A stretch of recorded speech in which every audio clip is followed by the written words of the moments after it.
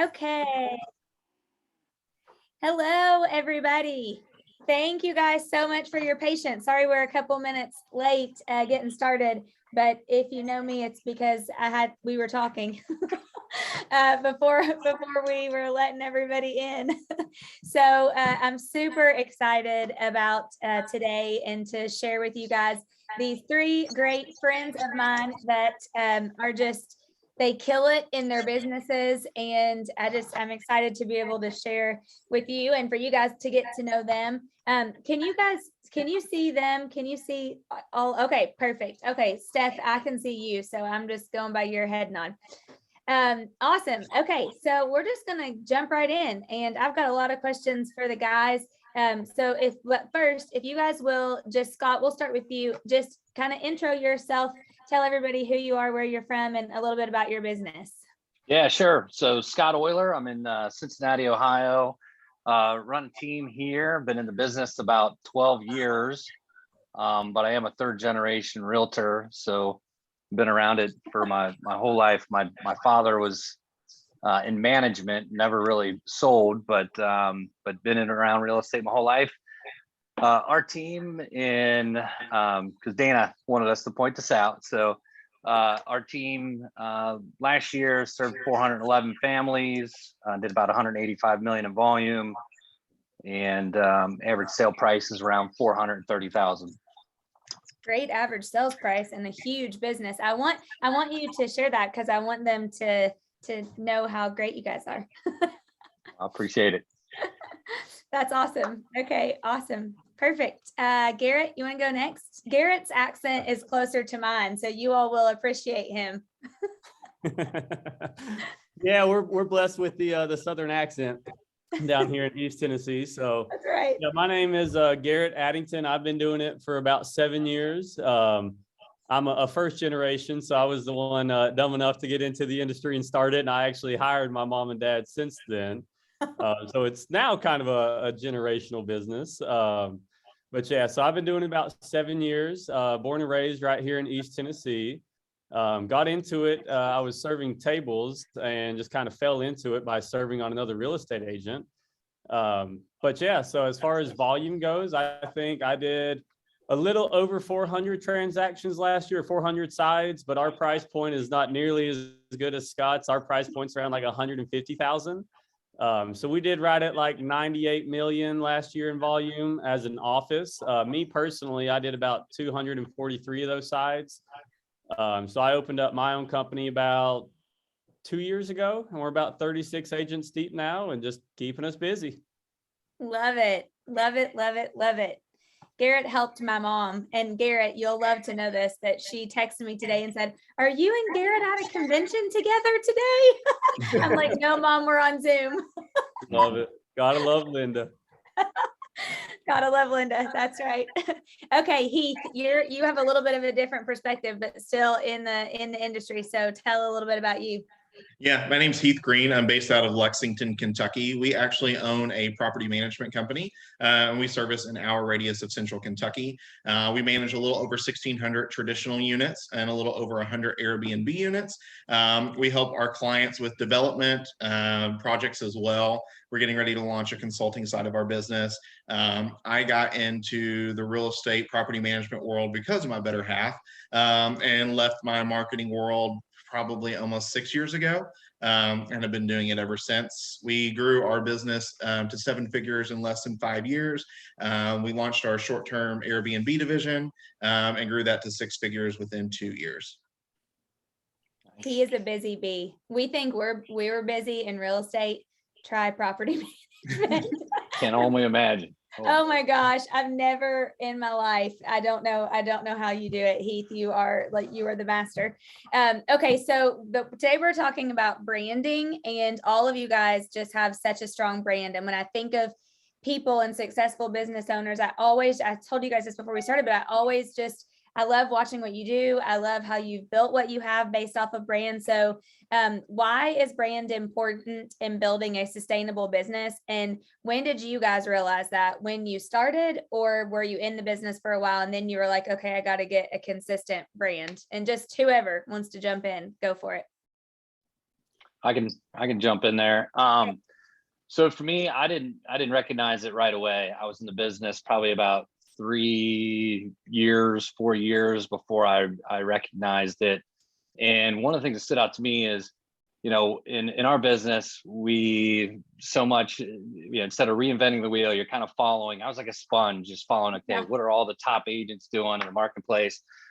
And the number one agent in our marketplace, Michael Hinckley, he had this thing where every picture he had like a jacket over his shoulder, right? It was just like this thing.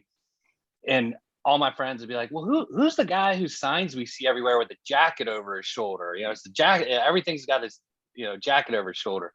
And as cheesy as it was, it just stood out, right? Like everyone just, that was his brand. That's what people recognized, that's what people saw. Yeah. And so very quickly I realized, okay, I need to, all my marketing, everything looked different. I had different fonts. Nothing had the same look and feel. And, at the time I did like a 99 designs or something like that. And I use that too. I got to get something and got a consistent look and feel, and then worked with someone who did a lot of personal branding as well. And, came up with, okay, this is what we stand for. These are our fonts. These are our guidelines, so that everything, I look back at that original brand, it was terrible. The 99 designs, it was so bad. But at the same time, it just, everything we sent out had the same look and feel, consistency. And it was like immediately everyone started saying, even though my business, from the time I branded it on, in like a couple months, people were like, man, I see your stuff everywhere. And it was the same, it just all looked the same. Right. So to me, it's big. It really helps you stand out, have a consistency. So people know, okay, what do you stand for? And because you want to try, a lot of times people think your brand is just like the image piece, but it's also language, what you stand for, what are the values, things like that. So yeah, I love that. Do you guys all feel like people say to you all the time, I see everything that you're doing? Mm-hmm. Yes. Mm-hmm. Yep, 100%. Yeah, I do too. And I think that's so cool, because you're like, man, okay, it's actually working. Yeah. I mean, we conceal in our business. I guess we kind of started, I've always been that way, and new brand was important. I think it's part of my background and what I went to school for. And I think if you think of any major brand, whether it's like Apple or Chick-fil-A or something like that, you're always able to recognize them for a certain reason and their brand image. And I think that directly correlates to any brand. It doesn't matter if you're a small business and you're only doing so many deals a year, or you're on this large scale. I think it's something that you should be proud of and want to promote. And we've been able to tell too, like, inconsistency. That's something that's probably one thing that I'm working on the most this year, is being more consistent with branding and posting and that kind of thing. And if you don't do it, like, you'll start to kind of see like business or people saying, hey, I'm seeing everything you're doing slows down, because it all shows up in 90 days. So the more consistent you are with it, and you're reinventing the wheel and always adding new things and making sure you're cohesive, the more top of mind you're going to be, because perception truly is reality.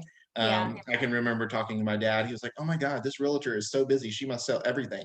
And on the back end, I knew she didn't sell hardly anything. But from the perception, it was reality, and she was growing her business. And then 2 years later, it was to the scale that she thought it was on day one from the public. So I think it's a huge importance that people should focus more on, rather than just the day-to-day operations side of their business. Yeah, definitely. Garrett? Yeah, no, I totally agree with both of those guys. I mean, I kind of unintentionally recognized my brand on the front end. And I think it was more in relation to what people remembered after I got done meeting with them. And I got started when I was 18. I had braces across my face. For my headshot, I actually had to have them crop out my braces so nobody would know. So awesome. I couldn't tie a tie. I lived at home with mom and dad. I'd never bought or sold, rented anything. So I didn't know what I was doing. And everybody remembered me and recognized me as, hey, you're that young real estate agent. So I originally branded myself as that young realtor, and caught somebody's attention at the state level and found out the word realtor is actually trademarked.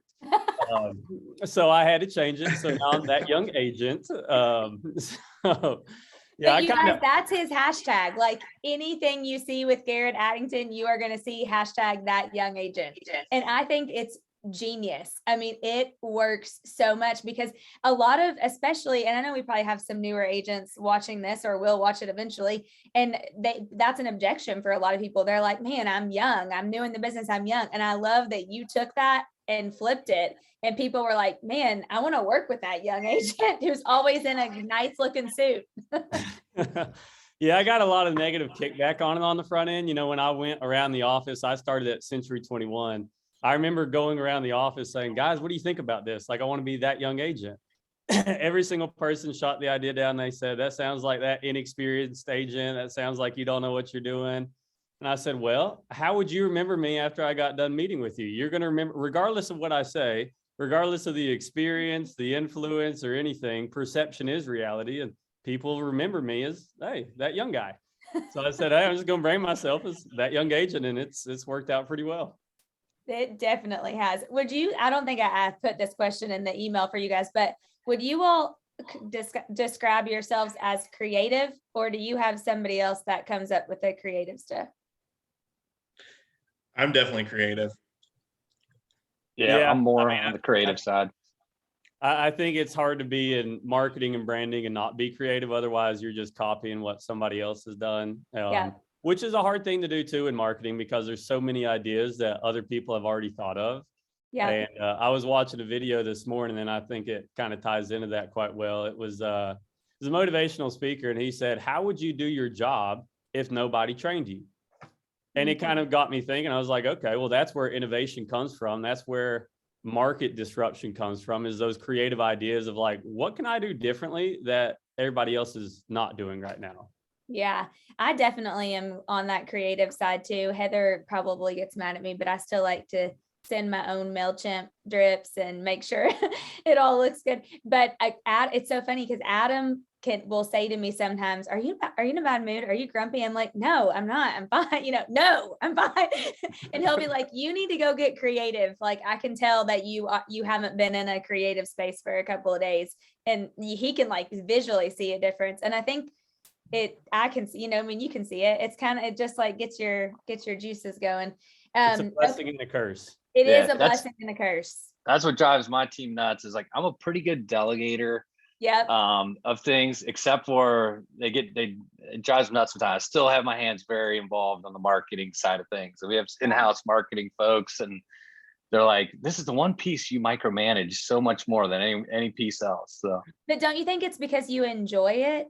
Yes, absolutely. It's fun. It's fun. It's fun part of the business. And I think too, it's like from a cohesive standpoint, it's like letting it go when you're the visionary or creative mind behind it.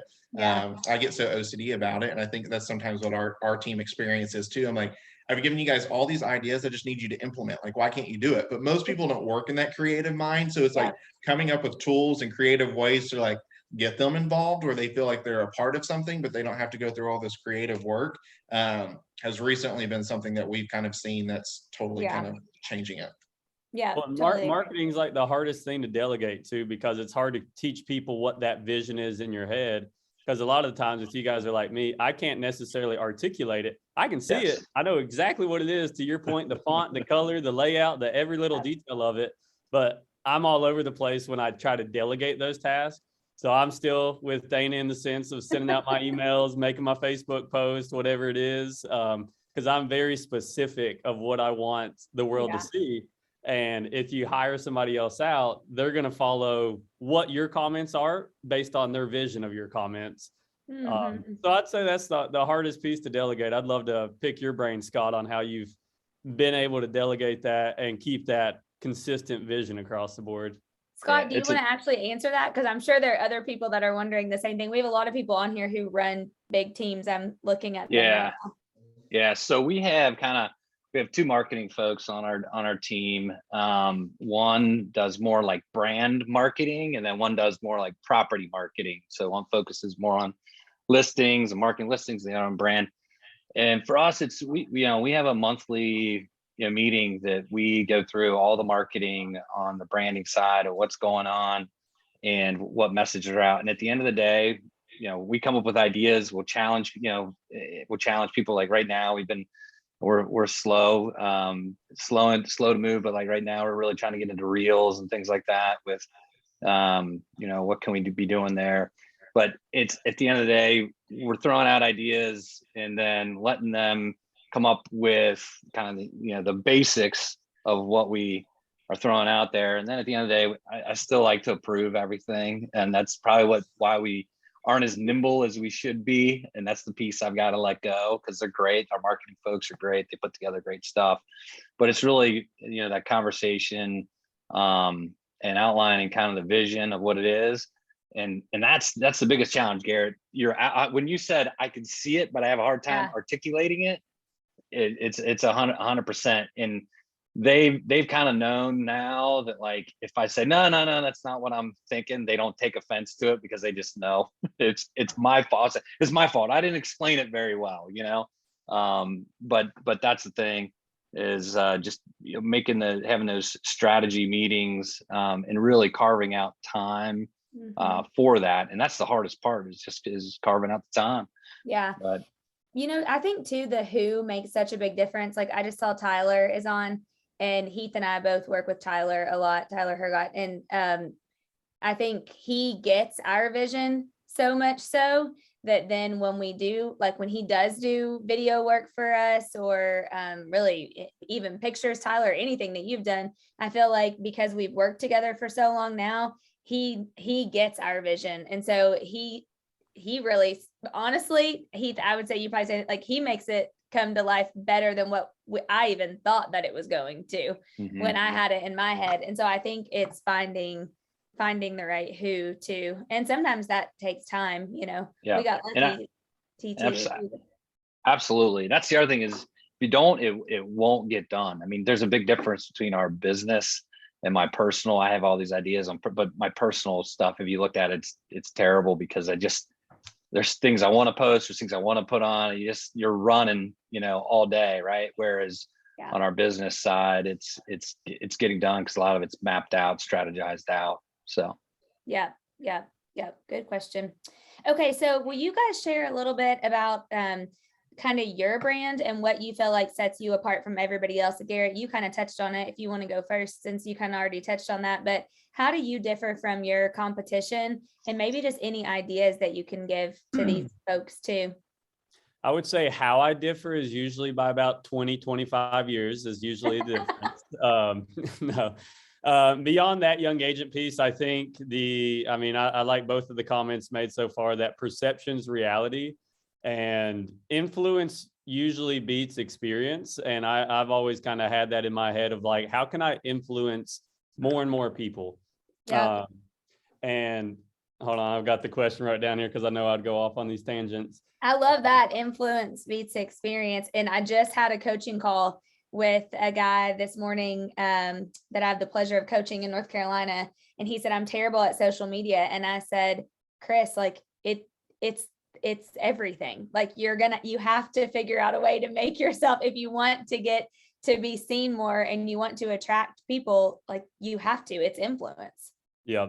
Well, and I had that kind of realization. It was probably about 3-4 years ago. I was at a deal. I had it under contract, and everybody knows the first time home buyer has dad, the deal killer, show up for the inspection.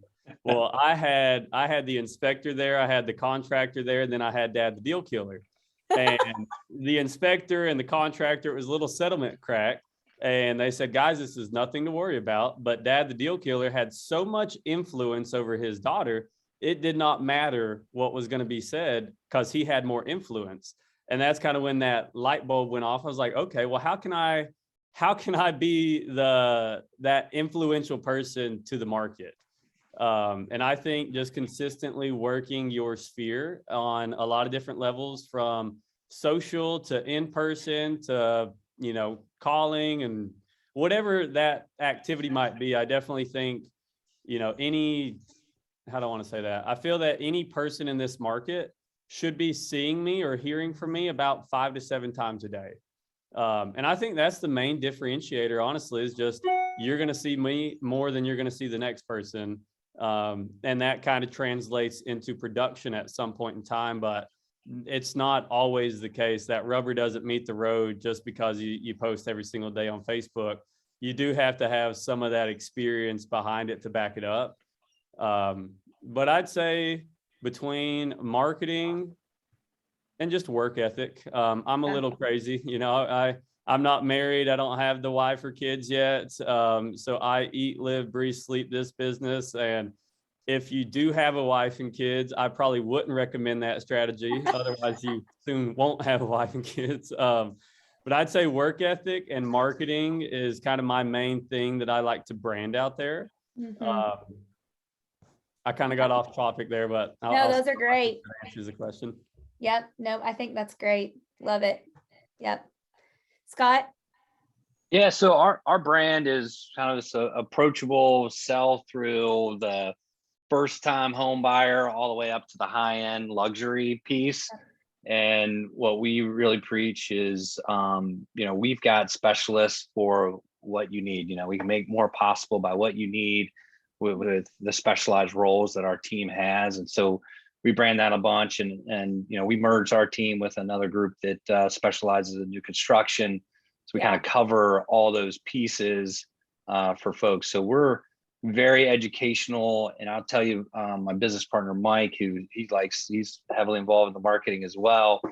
And, you know, we balance each other out a little bit because he's almost like a hidden agent where I'm kind of out there a bunch, but he's also make sure I stay humble, make sure, you know, we've changed our marketing messages a little bit too, where it's not all about, I used to run this ad, it's like sold, Right. sold.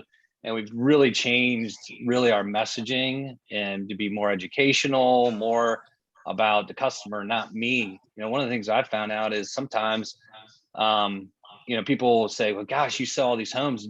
You don't even have time for someone small like me. You know, it's like, no, what are you talking about? Right. So we've really worked on changing our messaging a lot. And it's funny, we just ran this ad in a magazine that we created, and we were trying to debate, do we keep advertising in this little neighborhood magazine? There's like 7 agents that all you know, advertise in this little neighborhood magazine, but the average sale price is $1 million plus in this area, right? So it's a, you know, a good area to be in. And we got a call, we just changed up our ad, and we got a call, and the first thing when Heather took the call on our team, he said, hey, you know, how did you find us? So I saw the ad in Indian Hill Living. Well, what made you call us? There's a bunch of people, and they said your ad was different than anybody. It didn't say anything about what we sold. Wow. It didn't say anything about how many homes we've sold in that area or anything like that. And it was just kind of changing it more from a approachable, you know, area. And that's really where I think we've been focusing a lot and shifting from when you look at every ad that you see in real estate, it's normally all about the agent. Look at me, I'm a badass. Look at how much I sell. And I'm as guilty as anybody of it, you know. And we've really tried to change, you know, how we market with the imaging. We're big on images. I mean, it drives my team crazy. We have a photographer does a lot of like lifestyle branding. We do that for our agents, so they get a lot of great shots. So we're not grabbing any of our stuff is not stock pics. It is all stuff from ours. We got one of our clients in the ad that we had. It's got one of our clients, like little daughter, like ringing, you know, reaching up for the doorbell, and it's hard to describe it, but it's, you know, we use a lot of like imagery and things like that to really create this brand of, all right, these guys are established, but also very approachable, and can handle, you know, my needs from a first-time home buyer to someone who's selling a $3 million house.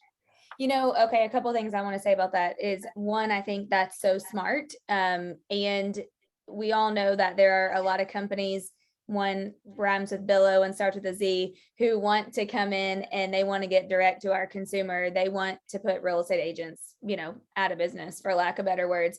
And so one of the things that Gary Keller keeps telling us is you guys have, it's more important than ever for you to go deep with your database, deep with your experiences, deep with your relationships, so that your clients, if they get an email saying, hey, you can bundle 360 with us and, you know, save the commission and we'll do the whole thing and use our title and our mortgage and this and that and blah, blah, blah, blah. They're like, there's no way on earth, because of the relationship that I have with Scott, or because the relationship that I have with Garrett, whatever it is. And I think the fact that you guys have changed your messaging to be focused more on the clients, I think that that's huge. I think that's going to pay off huge, because people feel like that you are in it for them, not just for the next deal. And I think there has to be I mean, we still post solds and stuff too, Right. but I think that there has to be like that healthy mix. And I love that you said more educational, because so many agents miss that piece. And we think, I'll never forget, we sent an email, this was several years ago, and we kept sending all of our stats out, and it would say like average DOM. And finally, one day I got a response from a client, and they said, what is DOM? And I had like a duh moment. I'm like, we think that they know the stuff that, like, they don't know that means days on market. Like they have no idea half the stuff that we talk about. So like being more educational to help them, I think is good. And Tyler, yes, Tyler put in the chat, Tyler's favorite word, infotainment. You have to be entertaining, and you have to give information. And usually that's who wins are the people who are infotainers too. They're giving them something of value and that they can learn, but they're entertaining in the process. Yep. Yeah, I love that. Love that. Okay. Or wait, Scott, you had a question from Patty. Are you making your agendas on your team individually? When we meet monthly, so what happens is we, our director of ops, agents. Are you making your agents on your team? Wait, Patty, what does that mean? Oh, agents. Are you making your agents on your team individually? If you can unmute, Patty, you can ask. Are you marketing them individually or as a team? I get that question a lot. Yeah, so we do. And this is I think I've had a lot of the agents on our team 8 years. I got someone on my team that's been with me for 8 years, sells 24 million in volume. You know, a lot of people are like, why the heck is she still on your team? And it's because of the support, the marketing, the back office, the marketing that we do for her. She knows that she's not a great marketer. We schedule all of her, picks, lifestyle picks. So she's into horses, and the question, we've done pictures with her horse and things like that to just show like who she is as a person. And then we market her in the neighborhoods that she's involved in the school district she's involved in, because people, they're gonna associate, they're gonna know her more than they're gonna know me. And everyone's like, well, you may lose that person, and you know what? I may have built her market, but she's staying with us because we are building her up. And I think that's where a lot of times teams get it wrong. It's all about the lead agents and them, and they get very concerned about people leaving. And don't get me wrong, that is a thing, right? People could leave, but at the end of the day, if you're doing what's best for that particular person, I had someone who was with us for 9 years, ended up leaving, but we left on such good terms. We built her up. We were fine, and she's thankful for what we've done. But it was time for her to move on, is on her own, and that was fine. But I believe that if it's just all about you as the lead agent, you're missing out on a lot of opportunities. And so yes, we brand our agents. But a lot of the agents on our team are not like they're sales folks, they're not marketing folks. And that's where they love being on our team. And we've had other people approach us about joining our team because they see the support we give our agents and things like that. So.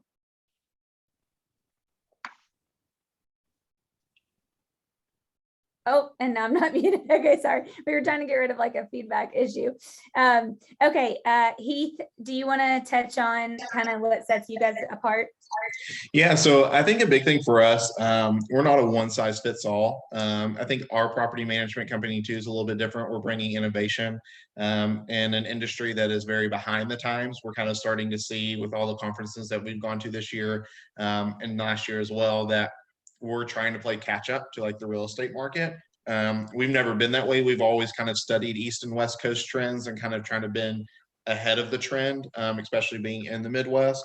We're very educational too. That's something that we kind of really pride ourselves in, is making sure anything we obtain and learn that we're also sharing that with our clients. And I think that's giving value. So we're always looking for how we can give value to other people. Our business is also not glamorous. So we like to show that side of it, and kind of not make fun of it, but also say, hey, this is why you do hire us. We do take the stress out of owning real estate. And this is how we can like make your life better, but also let's give you a glimpse into our life, but also adding some glamour to it, which I think is fun. Especially when you show up in a suit and you're walking through like an eviction and like it's literally like roach infested or something like that. It's punny and people enjoy it. And just being authentic and finding that connection. And I think one thing too that I've kind of seen is everybody's experiencing this right now. Everyone's business is catapulting and busy. And you're probably hearing your clients say that more now than ever. Like, hey, I know you're super busy. You're probably not going to have time for this. Or, hey, I know you're super busy.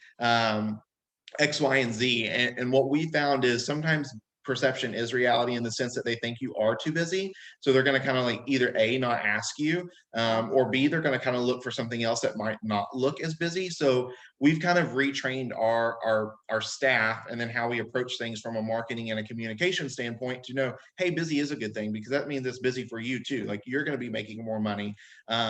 Within the property management world, the amount of doors that we manage, we're in like the top 5% in the entire United States.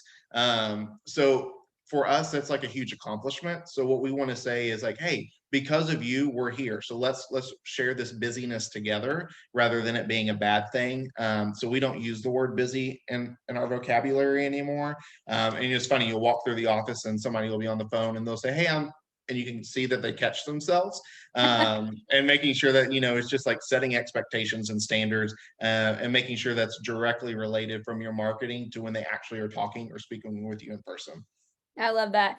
One of the things Gary Keller has coached me on is not, and I've heard him say it a million times, is you're not busy, you're highly scheduled. And so he always says to correct somebody, like if they say, I know you're so busy, I'm not busy, I'm highly scheduled. Like, but because that says that you are in control of, you know what I mean? Because people think when you're busy that you're out of control. Garrett, were you going to say something on that? Yeah, I got a question on that. So because I get that all the time. Hey, I know you're super busy, and I handle it in a very similar way to Heath there. How do you guys brand that to show that you're successful but approachable and not too busy? Because I think, if people drive by a restaurant and it's lined up out of the door and it's on an hour wait, they're going to drive to the next restaurant.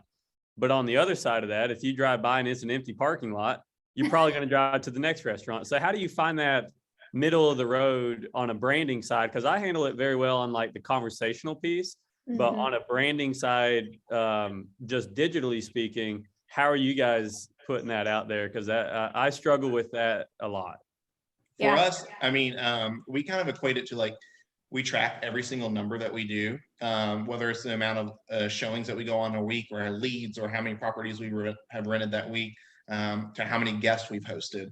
And we kind of continuously share that just to show that like, hey, this is this busy side and this is what it means.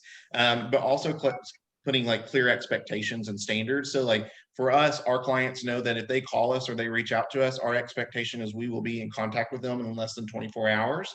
And then we always exceed those expectations. And we're kind of from a branding standpoint, kind of giving a glimpse into the day-to-day more now than actually what's happened at the end of the week.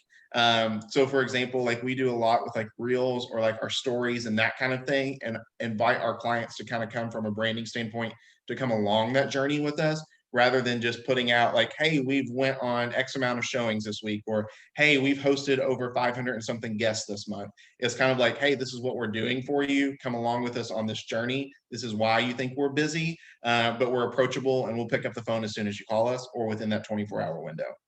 Yeah. Yeah, I love that. Shoot, hold on one second. Abby, I think I messed up. Oh no. Okay. Can you guys see all four of everybody now? Okay. Sorry about that. I've never had that happen. My Zoom just shut off and started doing an update. So sorry about that. I have had that happen. So I understand. I actually had that happen one time speaking for all of Keller Williams, right when the pandemic started, there was like 3,000 people on a Zoom and mine shut out. And I was like, oh crap. So Sorry about that. No problem. It's totally fine. Garrett, one of the things that Tyler posted in the chat is exactly what I was going to say, which is letting them like see what you do when you're not busy, like that you actually have some downtime too. Like from a social media perspective, at least. And then I think another thing, and Heath, you might have touched on this. I was trying to find Scott and add him back. So if I missed it, if I'm saying it, then sorry. But is to make it more about them too, like make it more client focused. So posting a lot of stuff about your clients or like the day-to-day or when you're doing those things, because I think there's a happy medium of creating that FOMO, like you kind of said with that restaurant analogy, because you want people to be like, man, I need to work with him because everybody else is working with him and he provides great service and all those things, but not that you're overly busy. And honestly, I worked with you and I never felt like you were too busy for us. So I think it's the way that you make your clients feel too. Josh had a great point. Always promote your value and reinforce it. Your clients won't care what you do as long as you're delivering on your promise. And I think that is a great point. Really, really, really great point. I would agree with that. Yeah, thank you. Yeah, I think so for sure. Okay, so we got to kind of move a little bit fast because I got more questions. Okay, so let's hit on social media really fast. Are you guys active naturally, or do you force yourself? Do you do your own? Do you outsource it? Scott, you kind of touched on that. And best tips for actually growing someone's business through social media, because that's a hot topic always. I'd say consistency is key. I have to force myself. It's something I truly do enjoy, but I find myself through the day to day, I kind of think of it as a last minute thing. And then it's either at the end of the day or the beginning of the day. So what I've been trying to be more intentional about here recently is scheduling it. We put calendars, we create all of those, whether it's like Manage Monday or Tip Tuesday or whatever it is, those kind of things that are kind of basic that we know that we're going to actually cover. And then also working with somebody to kind of, we post a lot. I do everything in-house, and typically doing it myself. However, like with Tyler, we've recently talked and we purchased a camera to make sure that like it's from when he's professionally filming us to whether we're filming ourselves. I can just send him video clips and he can edit it and make it look great. And then that way, when he comes down and does film stuff for us, it does look very cohesive. But I think it's also kind of like finding things that can take off your plate, but kind of still delegate and make sure that you're just consistent. I think it's easier too from whether it's a post than story, is especially when you have a large team, like giving them access to the story and continuously having them post. And then that way your feed on your actual page doesn't ever feel like it's being interrupted. You're just always having to look to like be innovative. So yeah, we do both reels in-house and then have someone help us. Yeah, I love that. Garrett, you can go. Yeah, I was going to say, I'm kind of with Heath on that one. Like, I love it more than anything in the world, but I do feel like it's forced upon me sometimes. And whenever I have slow time, I think it's a time that I enjoy it more when I can apply more of that creative energy towards it. But more often than not, we run the road and we're out and about 25 hours a day, 8 days a week. And it always seems to work its way to the bottom of the totem pole. And it becomes more of like a minute task that you just don't enjoy. So I try to delegate the easy stuff, like, hey, every listing we get, email this. Every listing or sold picture that we have, put it on this template, send it to the agents, etc. I definitely think the consistency is key, but I also think it's that quality over quantity. I'd rather have 4 quarters and 100 pennies, and there's so many people that are putting those 100-penny posts out there. It's just like, they're copying it from Inman or whatever they got the article from, and they're literally just copying it and putting it on their post. And I think current matters. I see those like keeping current matters. 24/7. Yeah. Well, and I think that's educational. I think it's good to do. And I think it does kind of play into that social media algorithm that everybody loves to talk about. But I look at it kind of on that social media algorithm, but also like a people perspective. What's clickbait? What do people like to see? What do people enjoy to hear?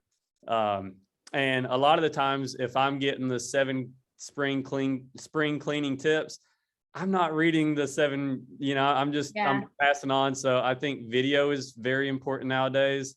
I've struggled with that. I'm not doing the reels. I've got an agent here in the office and she's got like 25,000 followers on Instagram. And she is just amazing with posting these reels and just good, solid content. And even if it is like silly stuff, like the 7 spring cleaning tips, I find myself watching it. So it's more of a immersive type of post instead of just, hey, I'm posting because I haven't posted in 24 hours. So I'm just going to put something out there.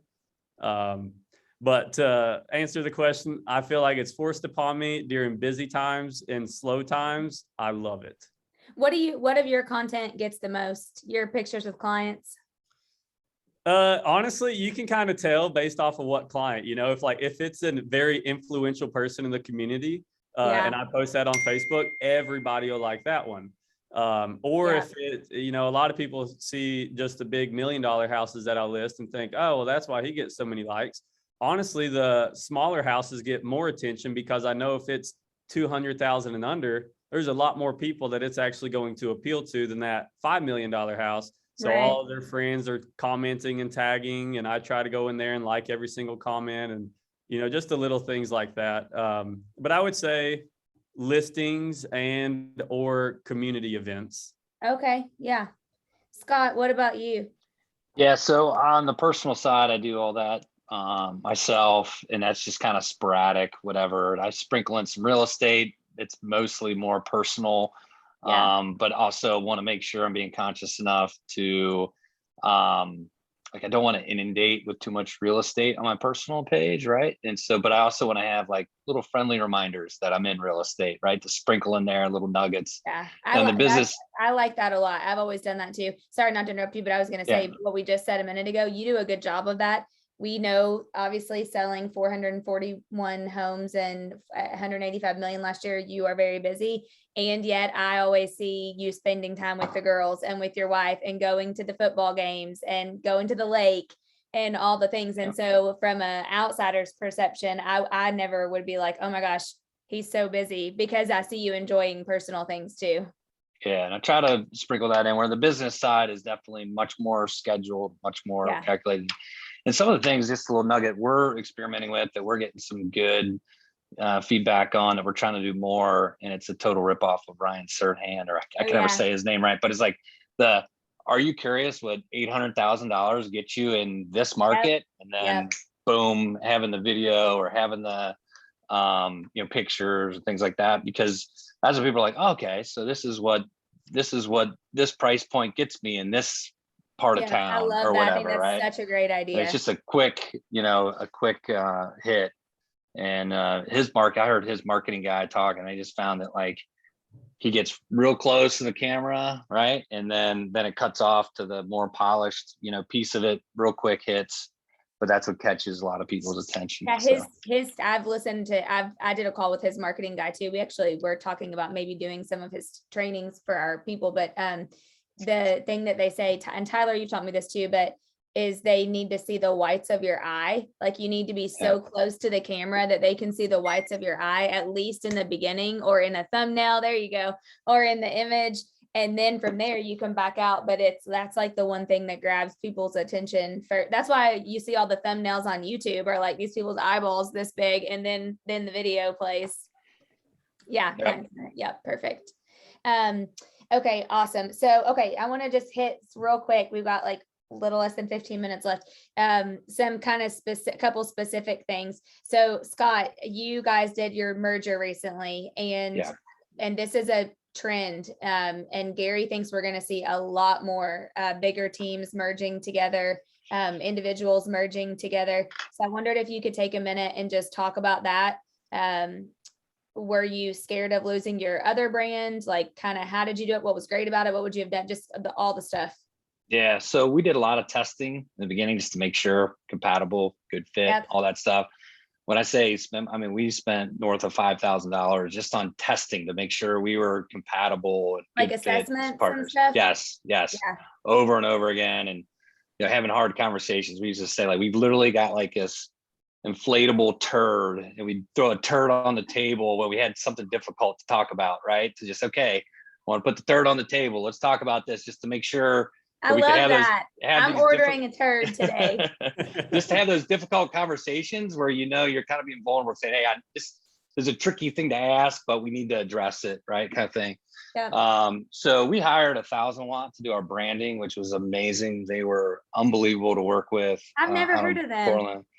They work with a lot of real estate brand. They did all the branding for Dot Loop. They did the branding for I can't remember the new Picasa. They did their branding stuff. So we Mike and I are really into design and all that stuff. So we're like, look, these guys work with real estate brands.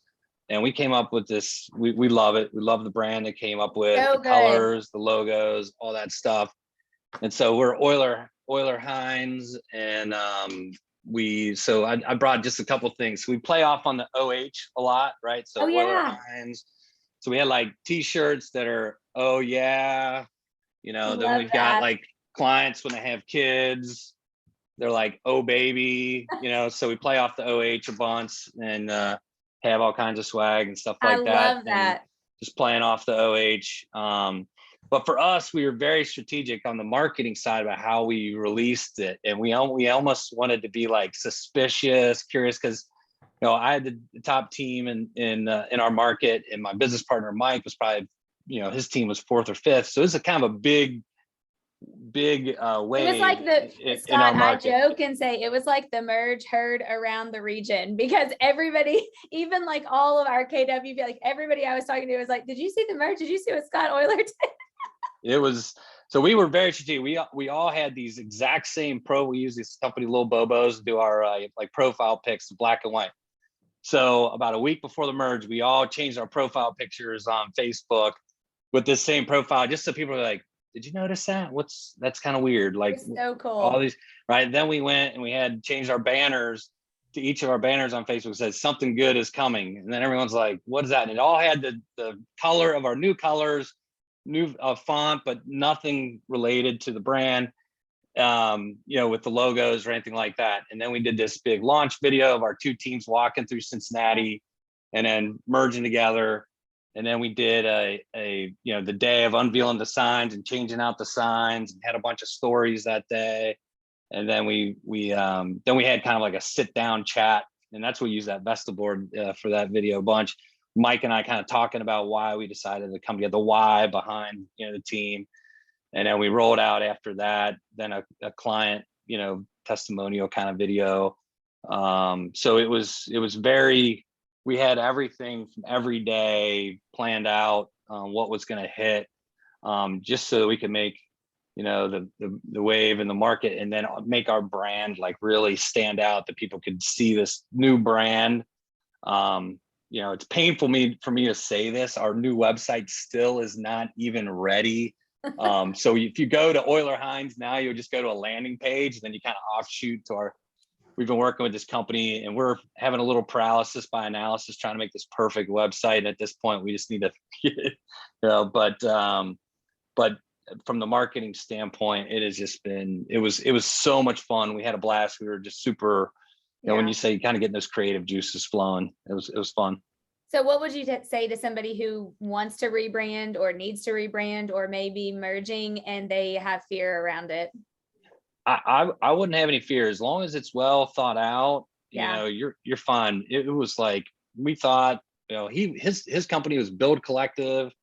Yeah. We were Euler Group. There's some licensing, and we were talking about other names, but in the state of Ohio, they've changed it now. We got to have a name in the team. So we that's what we did with Euler Hines. But he was worried because he was Build Collective, and all the stuff that we had built together, and all the branding. When I looked at my old logo, it was so terrible. I hated it.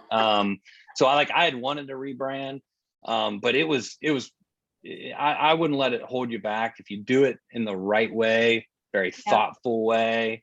And you don't have to hire 1,000 Watt. They were super expensive, but going through with someone, our brand guidelines are crazy we stick to what those brand guidelines are. I love that. So where no matter what we're sending out, everything is, where it's coming from. So it's a little more rigid than what it was before, but it has purpose behind it. So Yeah, I love it. I just thought you guys crushed it. I mean, it I was, appreciate it. I was It was like fun. fangirling on launch day. I was like, look at all their signs going out. Look at their t-shirts. It was fun. Yeah, and we It was- capped it off. We had a big family party, and that's what everyone was wearing, those "Oh yeah" shirts. yeah. You know, it all was of our so kids, all the, you know, and it was all over on our stories and everything. So it's just fun. It was great. It was awesome. I love it. Thank you for sharing all that. I actually never heard 1,000 watts, so I'll be looking them up today. Yep. Garrett, we talked a little bit about this, but kind of quickly with your hashtag of that young agent and just your suits and your whole image. My biggest question for you was, how do you stay consistent with all of that? And then you've just dominated a small town. I mean, smallish town compared to some of the bigger towns. So will you just talk a little bit more about that? Anything else you want to add on those? I would say how I keep it consistent with suits is by swapping out the ties, baby. So if you wear the same suit, you can swap out the tie and people will never know. So you get yourself about 10 different suits and about 20 different ties and you're good to go. But don't you feel like that's a piece of your brand? Oh, it most certainly is. Yeah. Like Yeah. I actually had an agent interviewing wanting to join the office the other day, and they interviewed at another company. Well, that other company made the comment to them that, hey, did you know the Addington agency actually has a dress code? You have to wear a suit and tie to work. I'm like, well, I didn't know that because there's no such thing as a dress code over here. But I thought that was a funny thing. And it has become consistent because if I'm going to the gas station, going through a drive-through, regardless of where I'm at, it's a conversation starter. Yeah. People always go, all right, you're either a banker or an attorney. I'm like, You're real like- estate, third guess. So I do get a lot of comments, and it just naturally makes for a great time to have that conversation about who you are and what you do. Mhm. As far as market share goes, yeah, we do live in a tiny little town down here. So we've got Bristol is where we're based out of. But we encompass really East Tennessee, Southwest Virginia. But all in all, I would say we operate within like a 50 to 100 mile radius, and that's what we hit very hard and heavy. And I think, you know, when you're trying to take market share, you got to kind of ask yourself, are you going to shotgun it out to the world, or are you going to rifle it in? And would you rather hit 1 million people one time or one person 1 million times? Yep. And for me personally, I think both of those strategies work. But for me personally, I would rather be an inch wide and a mile deep into something than a mile wide and just kind of touching 1 million different things.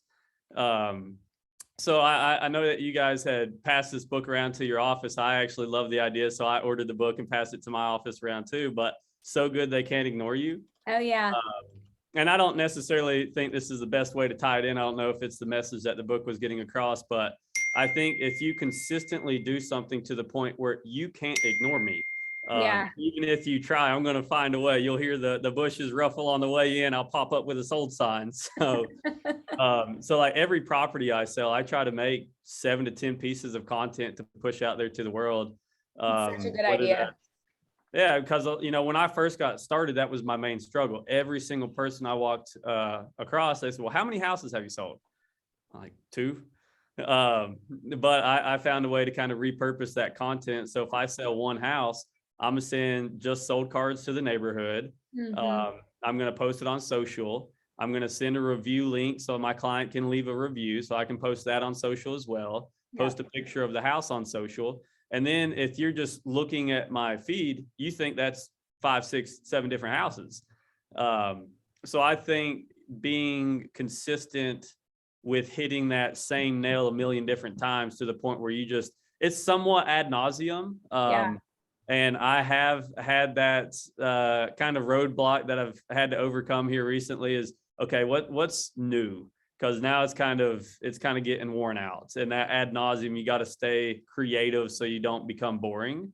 Mhm. And when you operate in a small town, you know, it's hard to avoid the ad nauseum because there's only a certain amount of people that are going to see it. So if you post something 3 times, it's already kind of getting on that line of like, oh, he's just posting the same thing every day. But you know what I love about you is that you think so big. I mean, 400 transactions, 98 million in a town the size of Bristol. I mean, and you might venture over to where Johnson City or Abingdon or Kingsport every once in a while, but I mean, that's a that's a massive business. And an objection that I hear a lot with a lot of agents that I talk to that are in small towns are they think that they're maxed at 100 units a year or, something like that. And really, that's just not the case. I mean, you can dominate in a small area. And that's one of the things I really wanted them to hear from you today, because you've done that. And honestly, you've done it in 7 years, and people think that they have to be there for 30 years to take market share like that. And you don't have to. Well, and I'll elaborate on one thing too. I think one thing that's really helped me is I've kind of focused on the listing side of that transaction. Yep. So you're able to do higher volume and capture more of that market share. And when you sell the neighbor's house, the other neighbor sees your sign in the yard, sees a sold sign go on it very quickly. It's easier to gain that market share. And it's kind of like I always use the analogy. I use too many analogies if you can't tell. But I always use the analogy. It's kind of like a fishing pole. Every sign in the yard is a fishing pole for the next listing. And if you only work with buyers, you're out there swimming in a pond trying to catch these fish by hand. And I have found that I heard the quote early on, and it's always stuck with me. You have to list to exist and sell to excel. And that just kind of helps pound that message out there to the marketplace is, hey, if you're selling your house, you call the Addington agency because they've got everything listed, and you get enough signs in a small town. Then it's kind of hard to ignore that at that point. You're top of mind. Yeah. Adam, I'm just wondering, I know you're on, if now you understand where I get all the crazy things I say from. That's all I say. I got a bunch of one-liners to bring back to the team. For sure. I'm good over here. When Adam and I very first started dating, he would always be like, where the hell do you come up with some of these things that you say? I'm like, I don't know. I just always heard them. Well, I blunder more than I score. I always try to get these one-liners like, what's the one? Don't spite your face to save your nose, or vice versa. I get that one backwards. I tried to say baby in the bathwater thing the other day, and our whole team was like, you totally did not say that right. I'm like, okay, well, something about the babies in the bathwater, just get it all out of here. Yes. Honey, what's the one I always butcher, which is, do you smell what I'm stepping in? Is that it? Yes, probably. Okay, you never say that right. Oh my gosh. Okay. Oh my gosh. We're out of time. I still have more questions. Okay. Really fast. Garrett, that was awesome. Thank you. Heath, will you just like quick 3-minute touch on the experience? Cause I think that's such a huge part of branding and marketing, and you guys crushed that. Yeah, for sure. For experience for us, we've always been a customer-centric mindset kind of company. Our customer always comes first, whether it's a resident that we're working with or an owner, and we treat them equally the same. And so we have a couple of things. So every week we meet as a team. We have a box in the office that each team member is welcome to put in something that they saw that another team member exceeded expectations the week before, or that they personally felt like they exceeded expectations with, and brought an experience to a client or a resident, and they put those in. At the end of the month, Josh goes through those, and whoever has the most gets an extra vacation day that quarter. Love that. So it's kind of like a tally board, but it gives the power to our entire team to always look to create experiences. And experience can happen from any aspect. And I always joke, within our industry, we're someone's cheap form of therapy. No matter if somebody's yelling at you on the phone and it's nothing that you can control because you didn't ask them to go to the grocery store, and then now all of a sudden their refrigerator doesn't work and they have thousands of dollars of groceries in there and you're getting cussed out. It's looking for a way to find a resolution and sympathize with them, and make them smile. So we're always looking for a way to like make sure that we're making someone's day. We're huge on whether it be a newsletter or client pop-by gifts that we drop by. We're always being innovative and creative. We're adding value with whether it be like actual value of education, or giving them experiences from like dropping off little swag and gifts, and truly embodying living a local lifestyle. We are the Kentucky Life Property Management. Our hashtag for our short-term rentals is live like a local. So it's always making sure that our clients feel a part of that lifestyle, no matter if they live in Hong Kong and we're representing them and we're sending them bourbon chocolates or something that means something to them.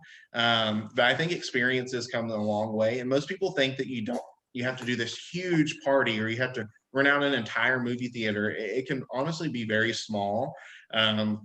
We keep items within our office that way, from the smallest thing of water bottles to chocolates to little swag bags. And if Candles, somebody we just love the candles. the candles, and somebody walks in and we might not have been able to have a personal interaction with them before, those things are always on deck. So it looks like we've gone above and beyond, and it's like, hey, here's this entire thing. I mean, Dana can attest to this. We basically have another office that's a warehouse. But I have stuff over there that, like, if somebody comes If by in, warehouse you mean looks like an episode of Hoarders, then yes, that is what you have. but yeah, like our team knows that, like, oh my gosh, John Doe just walked in. I'm going to run over there, and they have everything that they would need to make a gift basket to make them feel special. It's just really making sure that you're top of mind and someone feels the importance. And I think experiences go a long way. One of the things that's built our business is we always send out note cards. Personalized, handwritten. Every team member is required to send 5 out a week. They can be from somebody, from a family member, to an interaction that they've had with someone that's within our business, or even another team member. Hey, I just wanted to let you know you crushed it last week. Thank you so much for helping me. And it always kind of keeps that positive morale, because when's the last time you went to the mailbox and checked and you had a personal handwritten note card? Yeah, handwritten notes will never, ever, ever go out. Like, it is just always a thing. Yeah. So, I mean, from us, I'm always looking personally for ways to, like, exceed expectations, and create an experience. We typically sometimes go a little bit above and beyond. Yeah. But one of the things that I really like that we did, not this past year, but the year before, is all of our short-term rental clients, since it's a newer side of our business and everything, and obviously you have to invest a lot more than a traditional rental, we went and bought them all money trees. We made this little flyer that talked about money, what the symbolism for a money tree was, and then basically tied our branding into it. You know, we're helping you build wealth creation through investing in real estate. We hope you grow with us this year. If there's anything that we can do to help continue your investment portfolio, please let us know. We're always here to be of service. And I'll tell you that, like, that went above and beyond. It's something that's tangible, that they're keeping alive, for one, and then two, that's somewhere in their house or their office that they're always continuously seeing. And we get more comments on stuff like that than stuff that they can consume, and it ends up being like of waste or pushed to the side. So I would always say with experiences to try to look for things that are going to be memorable and longer lasting, for those bigger, like, monumental moments. Yeah. Love that. So good. So good. Okay, Scott, take us out with the one piece of advice you would give somebody in a big market to stand out. One piece of advice is, got to be different somehow, right? Jesse Zeitler, who's a speaker I heard at a conference, he's actually married to the lady, oh God, why am I forgetting her name, who founded Spanx, but he's an incredible speaker. Jesse is, and his whole thing was like, how do you bake your brownie different? He started going on and on and off about that. And, I think that's it. It doesn't matter if it's a big market, small market. Garrett, like what you're doing with just, hey, I'm the guy with the suit, right? Because you were younger and and that guy thinking that you guys have a dress code. I mean, that just, you can't be the same, right? And if you are, you're just going to blend in with everybody else. That's how, like we said, when we changed our ad, it was like, we looked at it in the magazine, you couldn't tell, we didn't look any different than anybody else, and then we switched up our ad and it was like, oh, wow, we got a call, So it's definitely, how can you be different? What's your way of being different? And it can be any little thing. In this business, it's so hard, it's so easy to look at someone and say, this is what they're doing to be successful, so I should do that. Well, that doesn't always work for your personality, right? That's right. And that's what's beautiful about this business is you can be a guerrilla marketer, you can be a social media queen, you could be a cold calling machine. There's so many different ways to be successful in this business, and that's what's great. There's no perfect playbook. We have to find out who you are and what resonates with you that's going to make you stand out. Yeah, totally agree. Totally agree. I think that is a perfect note to end on. Scott, someone's asking how they can see your eye-catching ad. I'll send it. It's so boring. When we did it, I was like, this seems like really boring, because I wanted the sales everywhere and they're fighting me on it, but if you send it to me, I'll send it out. I'll send it to you, and we'll get it out to everybody. Awesome. Thank you. All right. Well, Garrett, Heath, Scott, thank you guys so much. I know you all are all highly scheduled individuals, and I just appreciate your time and you guys sharing today. Thank you so much. And we linked like all your social medias and all that stuff. So hopefully you guys can all go and follow them and watch what they're doing and take the value that you got from today and go implement. But I appreciate you guys. Thank you so much. Thank you. Thanks, guys. It was fun. Thank you. Have a great rest of your day. Thank you. See you guys. Thanks for being on. You got it.